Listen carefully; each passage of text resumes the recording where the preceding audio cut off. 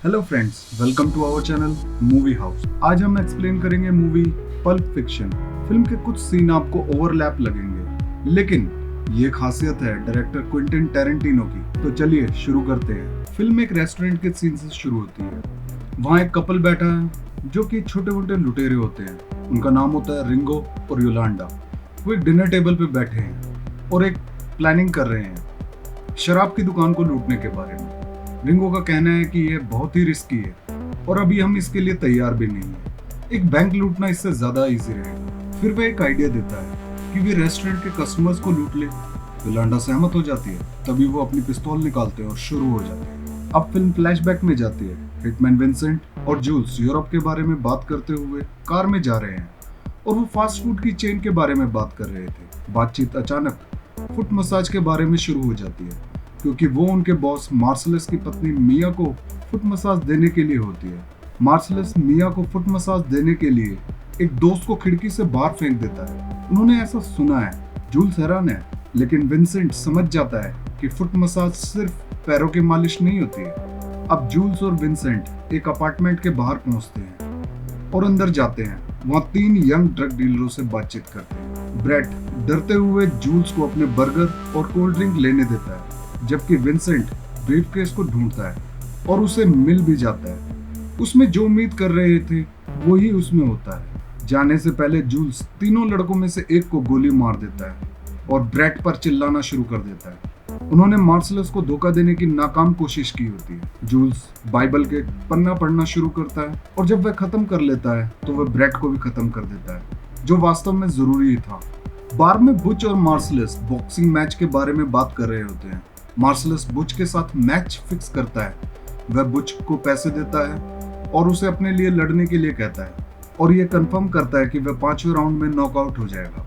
Joules और Vincent भी बार पहुंचते हैं और वो काफी कैजुअल कपड़े पहन कर आते हैं। जूल्स और बारटेंडर हंसते हुए विंसेंट की खिंचाई करते हैं, क्योंकि उसे अपने बॉस की वाइफ मिया को डिनर पर ले जाना था। विंसेंट रात के डिनर को एंजॉय करने के लिए हीरोइन खरीदने के लिए एक ड्रग डीलर के पास जाता है। वह कुछ हीरोइन भी खरीदता है और हीरोइन के शॉट लेता है। फिर वह मिया को लेने के लिए उसके घर जाता है। विंसेंट मिया के घर पहुंचता है और मिया से इंटरकॉम पर बात करता है। मिया उसे नीचे वेट करने के लिए कहती है। विंसेंट नीचे वेट करता है और खुद के लिए ड्रिंक बनाता है और मिया कोकीन के शॉट लेके उससे मिलने आती है। वो 50s के रेट्रो स्टाइल रेस्टोरेंट में जाते हैं, जहां वो फैंसी टेबल पर बैठते हैं और कुछ खाना ऑर्डर करते हैं। मिया बाथरूम में जाती है और एक शॉट और लेती है और जब वो वापस आकर बैठती है तभी विंसेंट डरते हुए मिया से पूछता है उस फुट मसाज के किस्से के बारे में। तो उसे पता चलता है कि टोनी ने रियल में मिया को कभी भी फुट मसाज नहीं दी थी और कोई नहीं जानता कि मार्सलस ने उसे खिड़की से बाहर क्यों फेंक दिया।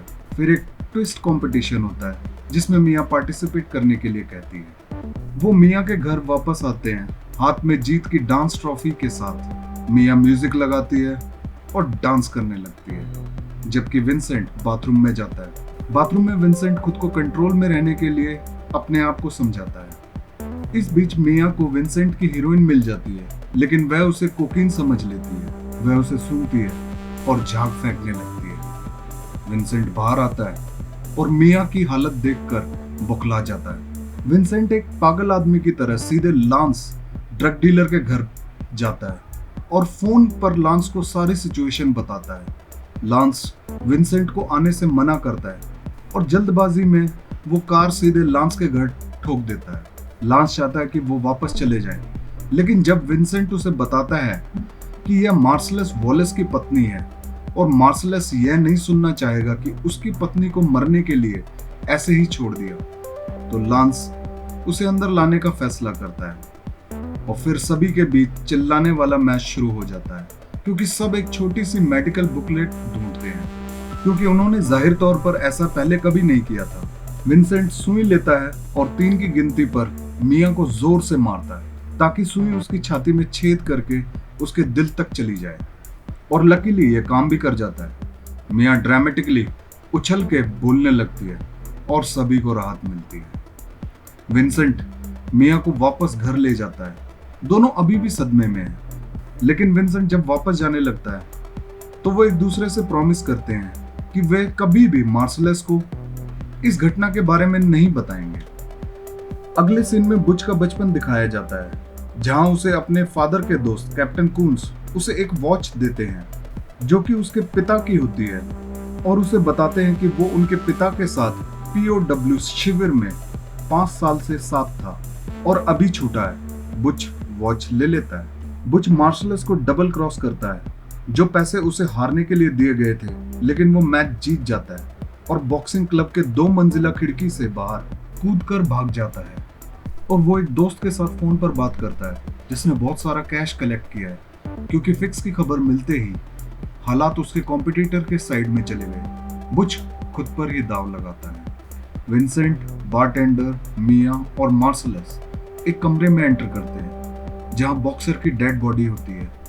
मार्सलेस कहता है कि वह बुच की तलाश धरती के आखिरी छोर तक करेगा, और गुस्से में मार्सलेस बोलता है उसका कोई फायदा नहीं उठा सकता। बुच और उसकी गर्लफ्रेंड फैबियन, जो कि एक मोटेल के कमरे में छुपे होते हैं और भागने की प्लानिंग करते हैं।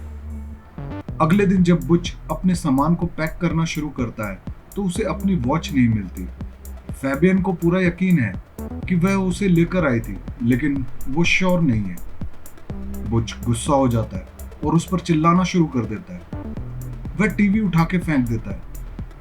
कुछ देर बाद बुच शांत होकर बैठ जाता है और उसे ये कहते हुए मामला ठंडा कर देता है कि यह गलती सारी उसी की है। उसे ये बताना चाहिए था कि वॉच उसके लिए कितनी इंपॉर्टेंट है, और वह वॉच वापस लाने का फैसला करता है, जो कि बहुत ही रिस्की होता है। बुच कुछ घरों के बीच एक खाली जगह के बीच चलता हुआ पीछे के रास्ते से अपनी बिल्डिंग के पास आता है। वह सीढ़ियों से ऊपर की ओर अपने खाली अपार्टमेंट में एंटर करता है। उसे वो घड़ी मिल जाती है और वो काफी रिलैक्स फील करता है। वो कुछ खाने की सोचता है। वो टोस्टर में ब्रेड डालता है। तभी वह काउंटर पे रखी एक गन देखता है और बाथरूम के दरवाजे के पीछे से फ्लश की आवाज सुनता है। विंसेंट बाहर आता है। बुच को अपने ऊपर गन ताने हुए देखकर बहुत हैरान होता है। तभी टोस्टर से पॉपअप की आवाज आती है और साउंड से बुच चौंक जाता है और वह विंसेंट पे गोली चला देता है। बुच चुपके से अपार्टमेंट से बाहर निकल जाता है। कार चलाते हुए अपनी वॉच मिलने की खुशी में म्यूजिक के साथ गुनगुनाने लगता है। लेकिन जब वह रेड लाइट पर रुकता है तो मार्सलेस को देखता है, जो कॉफी और कुछ खाने के साथ सड़क पार कर रहा होता है। वो एक दूसरे को घूरने लगते हैं। बुच को कुछ समझ नहीं आता। वो रेस पैडल दबा देता है और मार्सलेस को मार कर चला जाता है, और फिर जल्दबाजी में दूसरी कार उसकी कार को ठोक देती है। चोटिल और हैरान मार्सलेस के चारों ओर भीड़ का झुंड लग जाता है। लेकिन जब वह बुच को देखता है, जो घायल भी है और उसका चेहरा खून से लथपथ है, तो वह अपनी पिस्तौल निकालता है और बुच पर गोली चलाता है। लेकिन बुच बच जाता है और लंगड़ाते हुए भागता है। मार्सलेस बुच का पीछा करता है। बुच एक शॉप में छुपकर मार्सलेस पर घात लगाता है, उसे जमीन पर पटक देता है। वह अपनी गन लेता है और उसे मारने ही वाला होता है, लेकिन स्टोर के मालिक मोनार्ड अपनी गन निकालता है और बुच को हथियार छोड़ने के लिए मजबूर करता है। फिर वह बुच को भी मारकर बेहोश कर देता है। वो अपने फ्रेंड को फोन करके बुलाता है। बुच और मार्सलेस पानी की तेज धार से जागते हैं और देखते हैं कि वो कहीं तहखाने में है और दोनों कुर्सियों से बंधे हुए हैं। उनके मुंह में लाल बॉल और चमड़े की पट्टियों से बंधे हुए हैं। मोनार्ड का पुलिस फ्रेंड जेड आता है। वो गिम्प को जगाने के लिए बोलता है। गिम्प उनका सेक्स स्लेव होता है। उसने लेदर के कपड़े पहने होते हैं। जेड यह नहीं समझ पाता कि वो पहले किसके साथ सेक्स करे, तो वो पुराने तरीके से चूज करता है। वो इनी मिनी माइनी मोह से चूज करता है, और जो कि एंड होती है मार्सलेस पर। वे मार्सलेस को दूसरे कमरे में ले जाते हैं और उसके साथ बलात्कार करते हैं, और बुच पर नजर रखने के लिए गिम्प को वहीं बांध कर चले जाते हैं। बुच एक स्ट्रॉन्ग बॉक्सर होने की वजह से अपने आप को छुड़वा लेता है और गिम्प को वहीं मार देता है। लेकिन जैसे ही वो बाहर जाने लगता है तो वो मार्सलेस की चीखें सुनता है। बुच अब मार्सलेस की हेल्प करने की सोचता है। वो अब हथियार ढूंढने लगता है। उसको एक समुराई तलवार मिलती है। वो कमरे में एंटर करता है और मोनार्ड को वहीं काट देता है। जेड अपनी बंदूक लेने की कोशिश करता है, लेकिन बुच उसे रोक देता है। पीछे से मार्शलेस खड़ा होता है और उसके पास एक शॉटगन है। वह जेड के प्राइवेट पार्ट में गोली मारता है और उसे बताता है कि उसके बाकी छोटे और दर्दनाक जीवन के दौरान वो उसका क्या हाल करने वाला है, और बुच से डील करता है। बोलता है कि वो इसे भूल जाए और मार्शलेस अपने पैसे भूल जाएगा। वो जल्द से जल्द ये शहर छोड़ दे। वो जल्दी से बाहर निकलता है और जेड की बाइक स्टार्ट करके वहां से निकल जाता है। वो जल्दी से मोटेल पहुंचता है और फैबियन को बुलाता है और जल्दी से निकलने के लिए बोलता है, लेकिन फैबियन बैग के बारे में पूछती है। वो उससे कहता है कि बैग भूल जाओ और बस चलो यहाँ से। वह रोने लगती है क्योंकि वो बहुत टेंशन में थी, और बुच उसे दिलासा देता है और उसे फिर से बताता है कि उन्हें अभी यहाँ से जल्दी जाने की जरूरत है, और वो निकल जाते हैं। फिल्म अब वापस उन यंग ड्रग डीलर्स के पास जाती है। एक घबराया हुआ लड़का बाथरूम में छुपा है।